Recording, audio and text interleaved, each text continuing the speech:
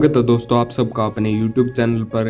आज हम आपको बताएंगे आखिर किस तरह चक्रव्यूह में फंसकर वीर गति को प्राप्त हो गए थे वीर अभिमन्यु। आइए जानते हैं। अर्जुन और सुभद्रा के पुत्र वीर अभिमन्यु के बारे में आप सभी जानते होंगे कि वे किस तरह चक्रव्यूह में फंसकर वीर गति को प्राप्त हो गए थे। जब द्रोणाचार्य ने देखा कि अर्जुन अपना रथ लेकर दूर निकल गए हैं, तब उन्होंने महाराज युधिष्ठिर को बंधक बनाने के लिए चक्रव्यूह का निर्माण कर दिया। चारों पांडव भय और चिंता से घिर गए, क्योंकि युधिष्ठिर के बंधक बन जाने का मतलब था कि पांडवों की हार।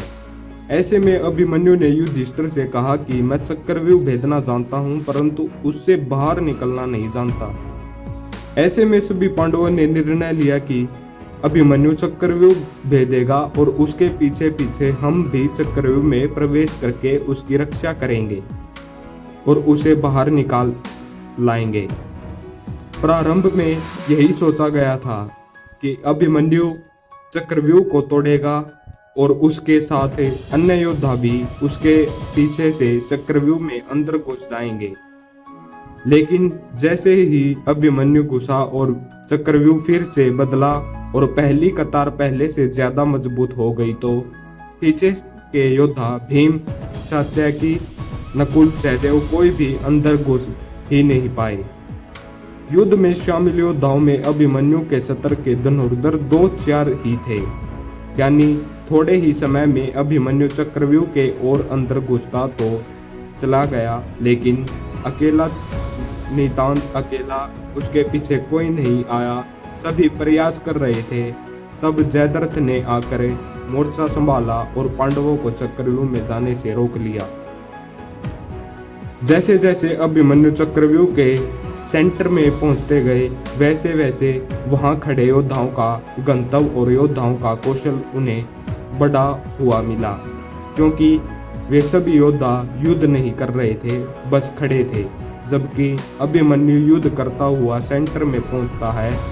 वे जहां युद्ध और व्यूह रचना तोड़ने के कारण मानसिक और शारीरिक रूप से थके हुए थे, वही कौरव पक्ष के योद्धा तरोताजा थे। ऐसे में अभिमन्यु के पास चक्रव्यूह से निकलने का ज्ञान होता तो वे बच जाते और उनके पीछे अन्य योद्धा भी उनका साथ देने के लिए आते तो भी वे बच जाते। लेकिन थकान के कारण वे अधिक जोश और होश से लड़ नहीं पाए।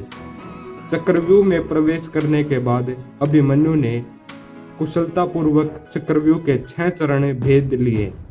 इस दौरान अभिमन्यु द्वारा दुर्योधन के पुत्र लक्ष्मण का वध किया गया। अपने पुत्र को मृत देख दुर्योधन के क्रोध की कई सीमा न रही। तब कौरवों ने युद्ध के सारे नियम ताक में रख दिए।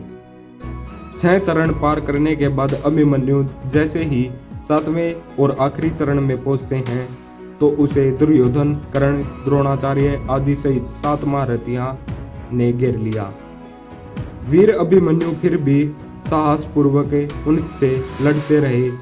सातों ने मिलकर अभिमन्यु के रथ के घोड़ों को मार दिया। फिर भी अपनी रक्षा करने के लिए अभिमन्यु ने अपने रथ के पहिए को अपने ऊपर रक्षा कवच बनाते हुए रख लिया और दाएं हाथ से तलवारबाजी करता रहा।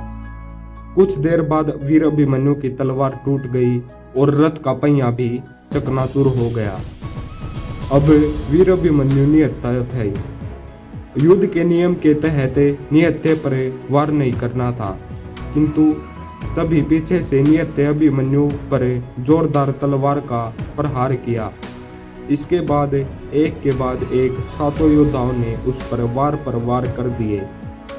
अभिमन्यु वहां वीर गति को प्राप्त हो गए। अभिमन्यु की मृत्यु का समाचार जब अर्जुन को मिला तो वे बेहद क्रोधित हो उठे और अपने पुत्र की मृत्यु के लिए शत्रुओं का सर्वनाश करने का फैसला किया। सबसे पहले उन्होंने कल की संध्या का सूर्य ढलने के पूर्व जयद्रथ को मारने की शपथ ली। ऐसी वीडियो देखने के लिए हमारे चैनल को सब्सक्राइब करें।